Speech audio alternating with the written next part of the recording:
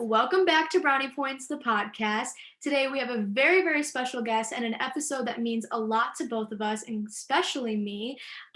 This episode is going to be about mental health awareness, and we have an amazing woman in front of us that is going to be talking about her organization. So without further ado, please welcome Poonam Rahman for Virtue Mental. Welcome. We are so excited to have you. It's an honor to be able to talk about something that people view as a very taboo subject. And I think it's going to be it's going to be very intriguing to see how you can help us and help other people. So thank you so much for coming on. Thank you. Yeah, thank you so much for inviting me. Of course. Yeah. So let's just get started. So just tell us a little bit about yourself, maybe where you go to school, how old you are, all that kind of stuff. Yes, of course. So my name is Poonam Rahman, and I'm 21 years old. I'm going to be a senior at Roosevelt University in Chicago. I'm studying psychology with a minor in business. So the mental health aspect is a really big part of my life. And I'm a soon to be published author. So my book will be releasing in December of this year. I also created a mental health nonprofit last summer, and it's basically surrounded. The focus of the nonprofit is about providing free mental health resources to underprivileged communities. So that's kind of what I've been up to these past couple months, trying to stay busy, I guess. That's amazing. I think it's such an honor to have someone like you that's in our age group that is so forward in this community of mental health. You know, I've struggled with anxiety since I was 13 years old, and I wish I had a community like yours that I could go to and have resources so openly and so easily accessible like you do. Do you want to talk about where you started and why you wanted to do this? Yes, of course.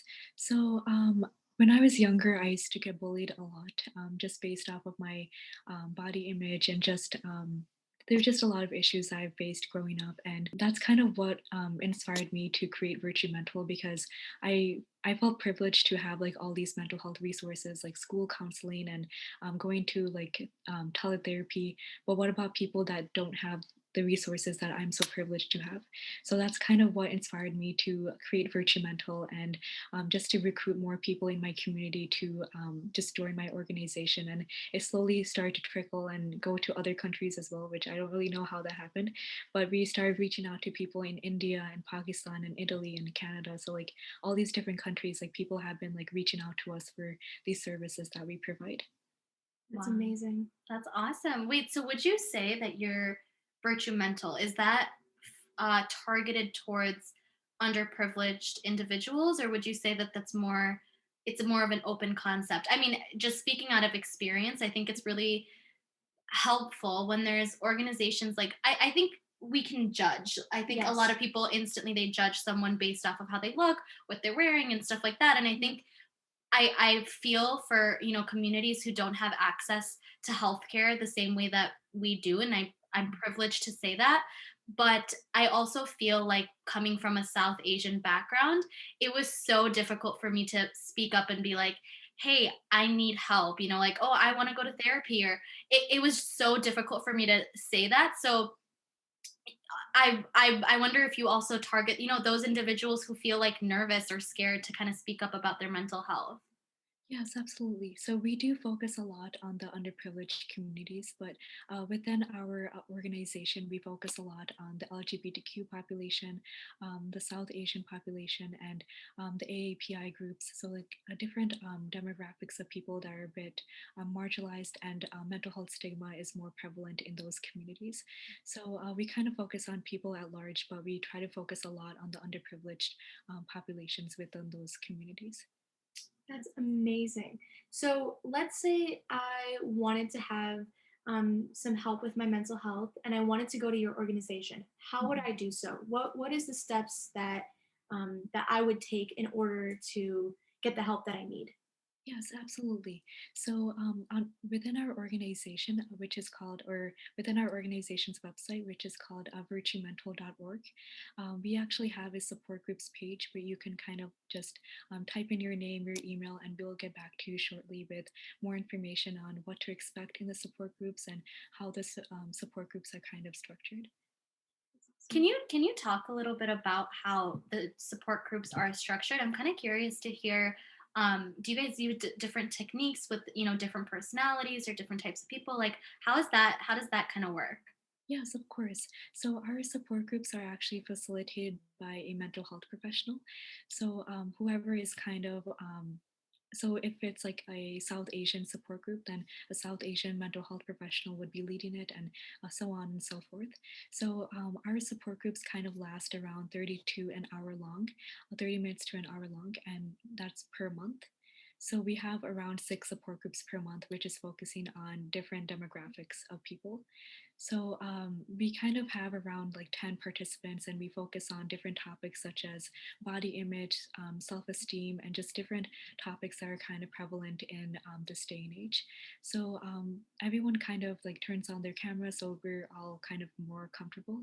And so we just talk about these issues. We kind of chime in on what the mental health professional is speaking about, and everyone kind of like gives their own insight and kind of vents on this like specific topic. So it's kind of like a mini discussion slash vent session, I guess. Yeah, it's almost like you're just having a discussion, and I think that's so important because it's so hard to find a group where you can openly talk about mental health. Like I'm not going to be at dinner with my friends and Yes. I know they're going to be like, "What are you talking about?" And I'm like, "No, but this, I'm going through Except this." for me. Except for Amber. We do that. We Yeah. take our time to do that. But like in reality, it's so hard to find a group where you can actually sit down and be like, "Hey, this is what I'm going through. What are you going through? Let's support one another. Let's help one another."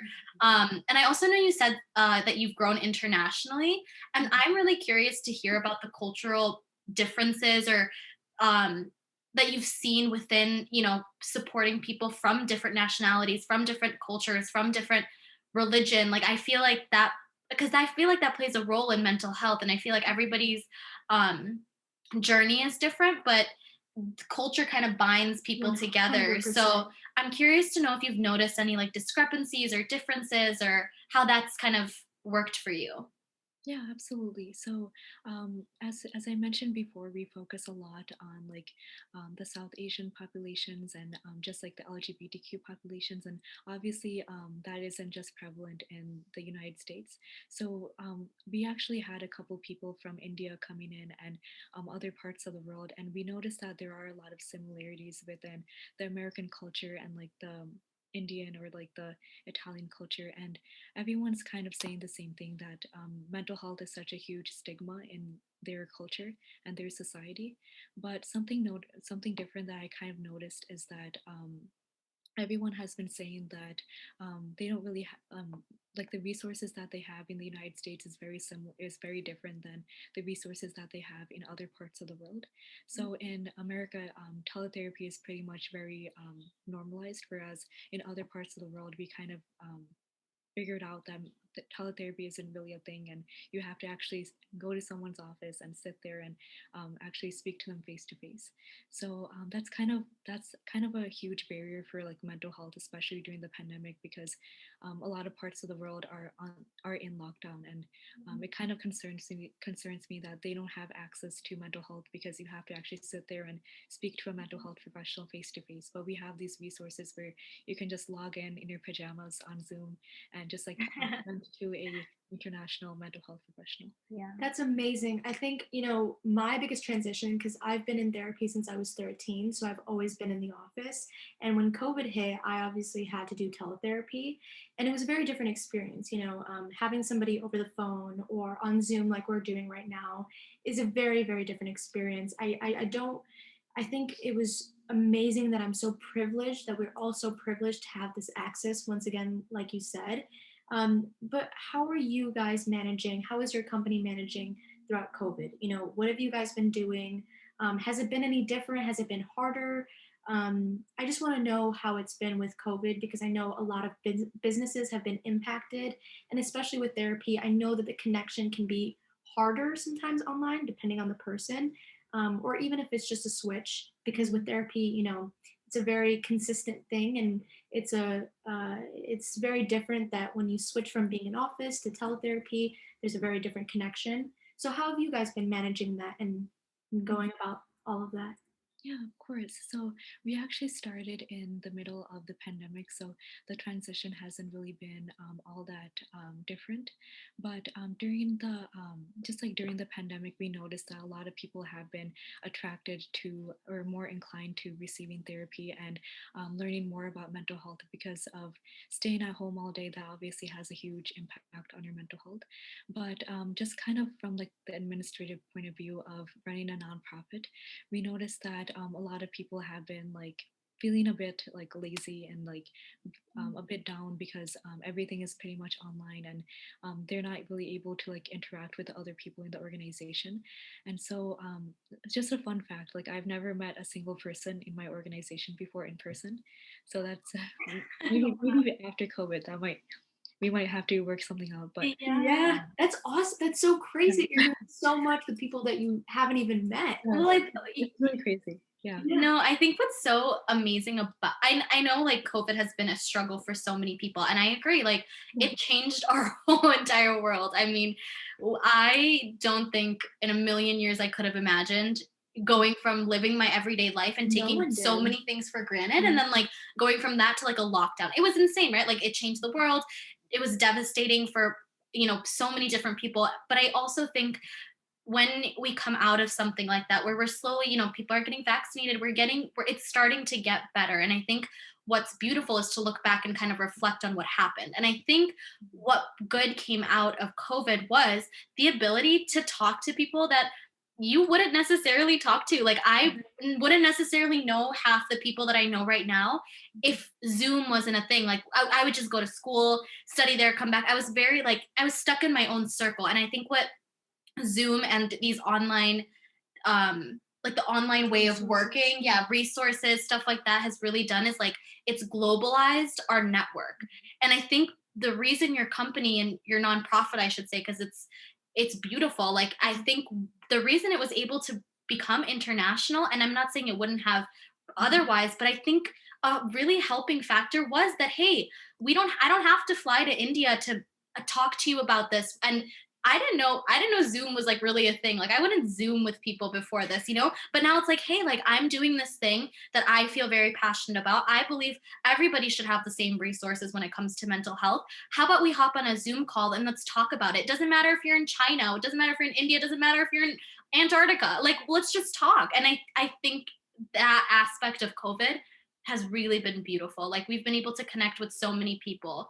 And I think it's awesome. I think it's amazing to go along with that. I think you put it beautifully said that we are in this new generation that we're actually able to do this now. Yeah. I don't think years ago we would have had this opportunity to actually access the resources that not only you have, but Mhm. in general that we have so much resources Mhm. and to be honest in America and thankfully with someone like you and more resources that we have an international people are internationally able to access these resources that now we can do this anywhere at any time Mhm. at any point we can be in our Yeah. pajamas and have a bad day and talk about it and Yeah. I think it's amazing and I think to go along with your nonprofit organization you are doing such an amazing job by starting something that is so accessible and Yeah. is so inclusive I think it's such a beautiful thing because my biggest difficulty when I started going to therapists, because I never had one, let's be real. Like, it's not easy to find one therapist or one social worker or one anything, right? You have to kind of go through a couple to really find your right fit. And the problem that I had was as a minority, a lot of my trauma came from being a minority. I lived in a 90% white community. And growing up, a lot of my trauma was because I was a brown Desi girl. Mhm. And I had to find therapists that could understand that.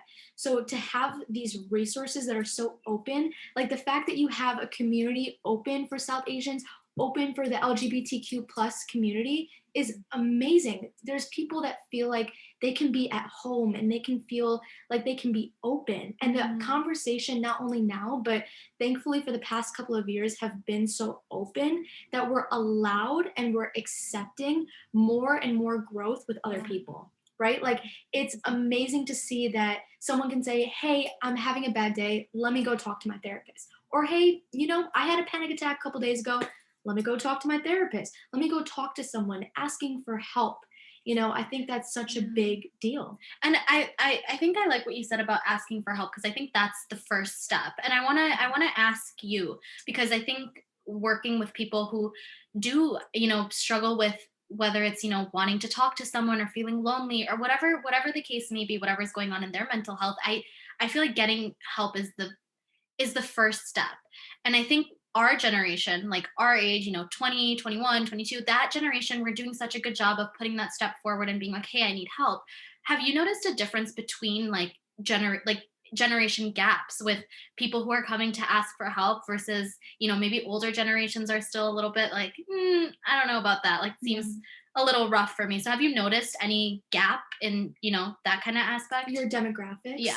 Yeah, so it's funny that you mentioned that because lately we've been seeing a lot of like older people kind of reaching out for help.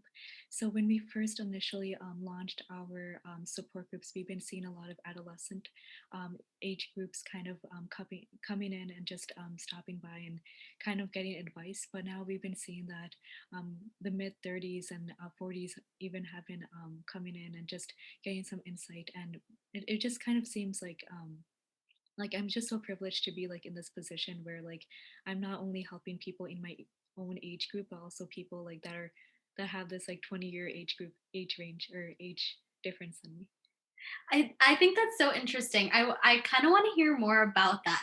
And I also kind of want to talk about like your family's involvement in this. Were they supportive of it? Because I mean, again, for older generations, it's so amazing to hear that, more people are coming out, but I think I struggle with the idea of thinking about that because I'm like, wow, all my life I've grown up with the idea that oh, like therapy, what is your mental health? You have nothing to worry about. We gave you everything that you Yeah. need. You grew up with so much. Like what could you possibly be Mhm. stressed about? So I'm wondering, like, how did your family react to this? Do they, support this? And how, like, I'm really curious about that. Yeah. Absolutely. So, surprisingly, like my parents have been very supportive throughout this whole process, and they were actually they were really surprised that I started a nonprofit for some reason. They're like, "Oh, well, we knew you could do it, so here you are," but which was really sweet because I didn't really expect that reaction. Yeah. Yeah. We have a lot of mental health professionals within our family. Like, we have a lot of cousins who are social workers and psychiatrists and all these mental health professionals. So, mental health has been something that is pretty much very normalized within our family. So, I haven't really ran into any issues regarding mental health and starting Virtue Mental. So, they just have been really supportive this past year. That's Wow. amazing. I mean, there are not a lot of parents in the South Asian community that would be like yours or even ours. Even No. when I started this podcast, when we started this podcast, Yeah. when I asked Charisma to come on and then I told my parents about it, they loved it because they love Charisma. But I think if I did this on my own, they would have a little bit of an opinion on it, only because it's just one of those things that we grew up in such a tight culture, in a very It's like a narrow road, very narrow narrow, path. very narrow road, very narrow path. Exactly. And I think it's so beautiful to see the support from the older generations of our Yeah. culture. I wanted to ask, as a Desi woman yourself, right? All the Desis in the club right now. How do you feel being a Desi woman? I don't know how you grew up, obviously, but just in our culture, how do you feel doing this now? Do you feel empowered? Do you feel like you're doing something that's so different? Because with us, with the podcast, we feel empowered. Yeah. We feel like we're doing something so niche and so amazing for not only ourselves to grow and learn, but for people like you to give you a platform. Do Mhm. you feel empowered? How do you feel by doing this? Yes, so I feel really empowered, obviously, because it just like 15-year-old me, like I was obviously very shy and introverted. Now I'm like running an international nonprofit organizations, and there's like 100 people within our organization that are trying to put together these monthly support groups, and I just feel really empowered because like a lot of the people that actually come to our support groups are younger South Asian girls, so like they're like in ninth grade and like they're just really young at times. So I just kind of want to be like a role model for them because growing up, like I didn't really have any role models that are South Asian and that are advocating for mental health, and they're kind of like doing other things but not really focused on mental health. So I I feel really empowered and very privileged once again to like be in the situation where I'm helping all these people, but I'm also being a positive role model for my younger South Asian sisters.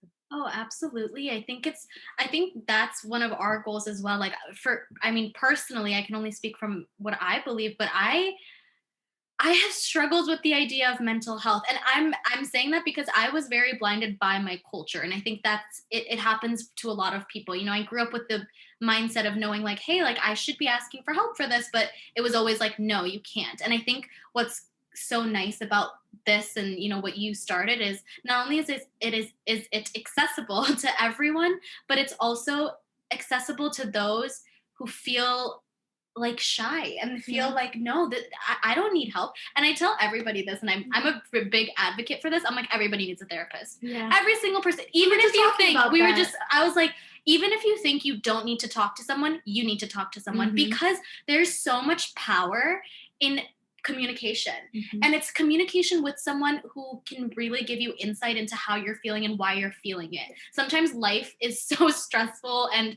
chaotic and insane. Like life is so huge that we forget to focus on like the little things and most importantly ourselves. Yeah. And I think that's where this hones into, hey, let's actually take the time to put ourselves first and make sure that we're doing okay.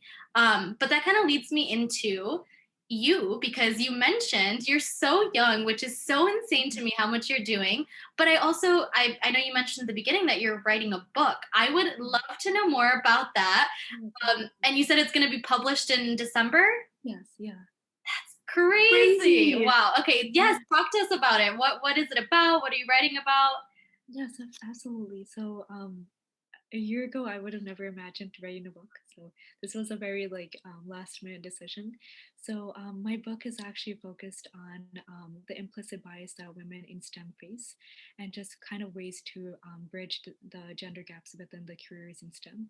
So that's kind of like the main point of my book. And I've been interviewing a lot of women in STEM and a lot of working professionals on what their experiences with gender discrimination are. And of course, mental health is a huge part of like my book as well, because the way that you perceive discrimination, the way that you receive it as well, is widely correlated with how your mental health is. So that's kind of what I've been up to. It's a whole process writing a book. So if anyone wants any advice, I can give you all the advice. Yes. Can we just give a quick round of applause? Can we Yes. just do a little? Absolutely. I think that is absolutely amazing that you're taking the step forward to help other women in STEM. I know that obviously with women in STEM, it's a very they're the minority in STEM. You know, there's a lot of let's be real, a lot of white men in STEM, and I think it's a beautiful thing that you're talking about this discrimination and the gap in STEM, and you're also involving the mental health aspect in that book. You know, what was the process like of you writing the book? You know, where did you start? What inspired What you? inspired you Yeah. exactly? Yeah, of course. So I actually started writing this book in August of 2020. And so it's been like a really long time since I've been like trying to put together all the pieces and interviewing all the people. But I didn't officially like announce that I was writing a book till like November 2020.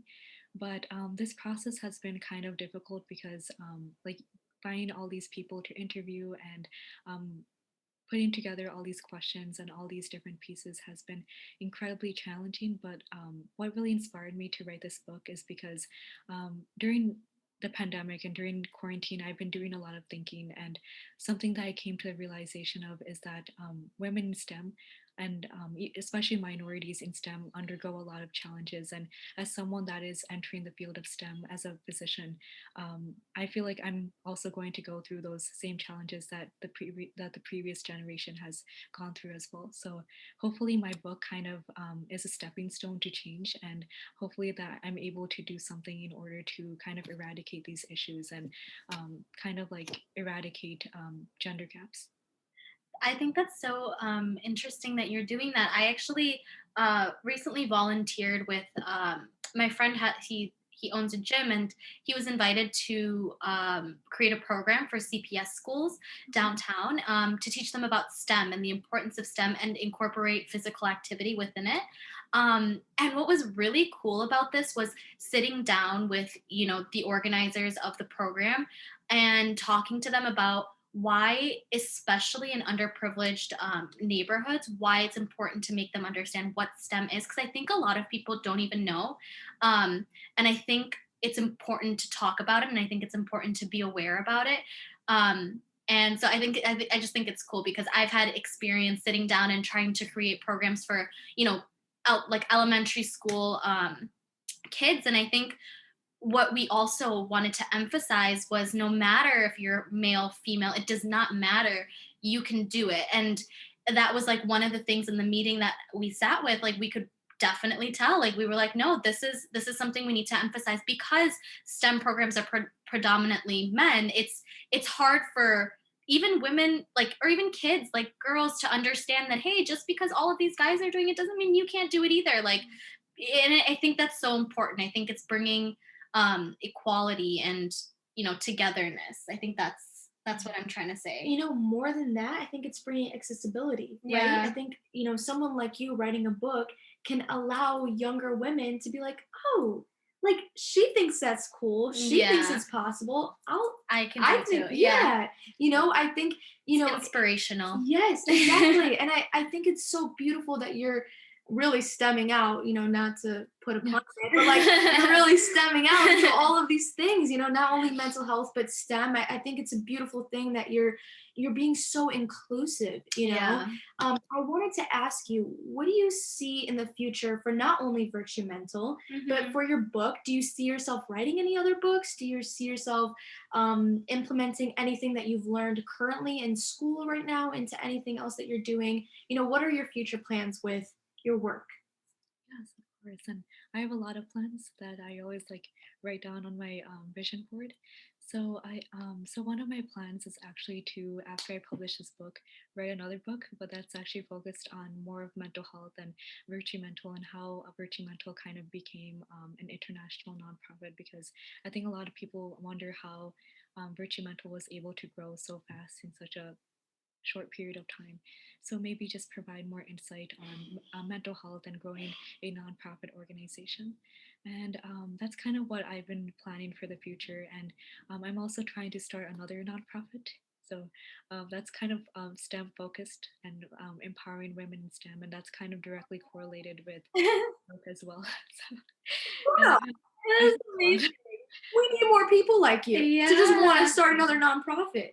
I think Yeah. that's amazing that you're Inspirational. inspirational, truly correct. Seriously. The fact that you're continuing to go on and you want to help Mhm. more people, it's such a beautiful and honorable Yeah. thing, especially during this time that we've gone through so much loss, so much grief. Yeah. You give us hope. You are Yeah. someone that can give us hope. And I think because everyone in the world has gone through so much,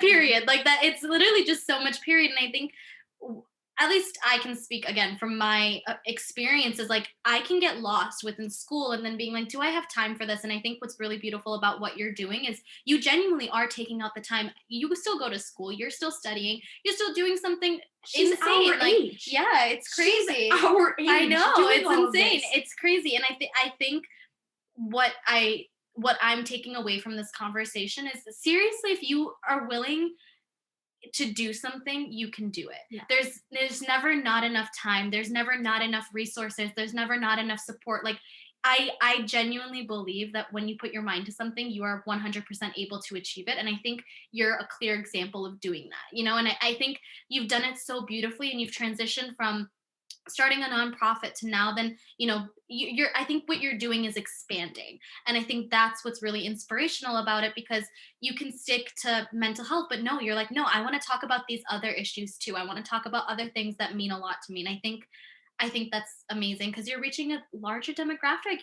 You're reaching so many people, and I think that's so important. I think it's so important. Poonam, do you agree with me? The fact that, I mean, I don't even know this because I don't have a nonprofit, but you do. Can you agree with me that do you feel so fulfilled seeing one person getting helped? Because I think that's the most beautiful thing that with, especially with mental health, seeing only, just one person, you helping one person. I Yeah. think that's such an amazing thing that I think, all of us can really take in, that we continue when we see even just one One. person Yeah. getting help, right?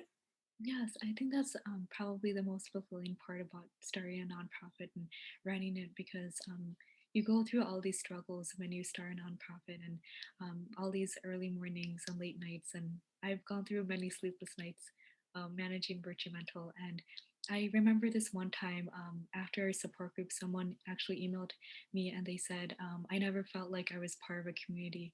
But when I joined these support groups, I feel like I have a family and there's someone actually listening to me and listening to my struggles. And I like remember all those struggles that I went through starting this nonprofit and even with my own challenges with bullying and all these different things I went through, like everything kind of just like paid off when that person sent me that email. And I have that email kind of bookmarked on my desktop. So like Oh I yeah. can look back at it whenever I go through these tough times. So, It really all appreciate becomes worth it, like all the struggles, like everything that you go through. I think what is important to also note is how much of an influence you're having on these other people, people who never would have thought like, hey, someone like me can actually get help. I think that's where it gets lost. So many people who I've met, and even when I go to India, like I see so many people who are in need, and I think we can feel helpless sometimes, and I think that's where we get lost. Like I get lost. I'm like,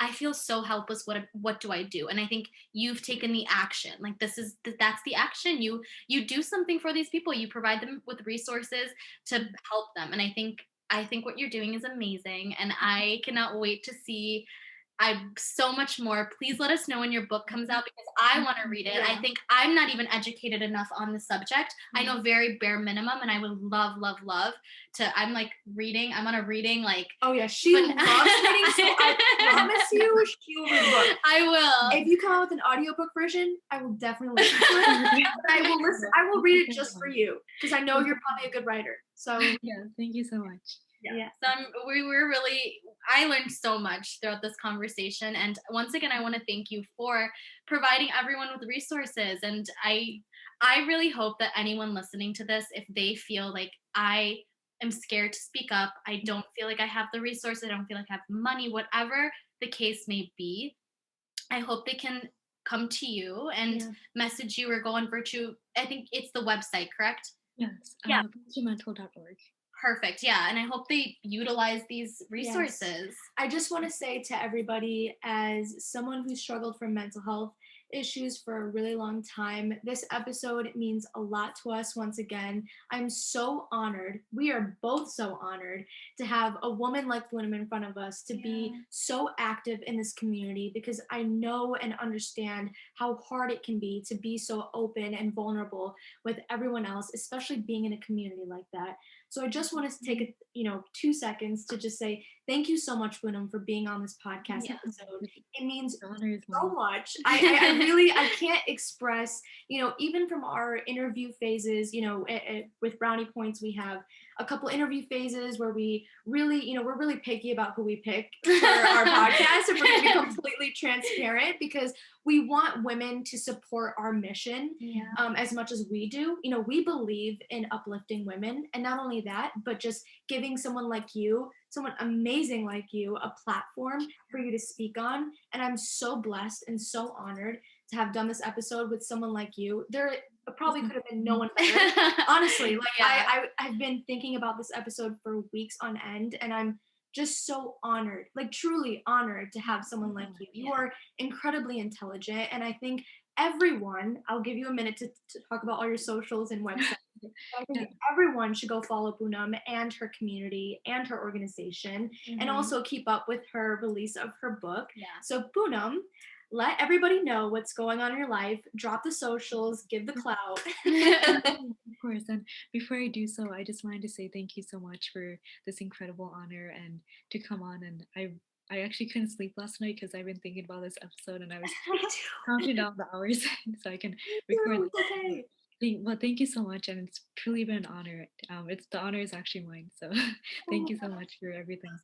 But just for the clout and everything like that, yeah. well, I have Instagram, and that's the Poonam Rahman, and you guys can follow at Virtue Mental Org on Instagram, and that's kind of where we post all of our announcements for upcoming support groups, events, and we have a lot of positive, fun quotes on there as well. So like if you need to pick me up, then you can go to our at Virtue Mental Org, our Instagram account. Well, I think you'll be seeing me probably soon in one of those support groups. Yeah, me too. I think it's just amazing. I think every single person in this world needs support. I think it's so important, whether it's from a friend, whether it's from family, whether it's from a stranger.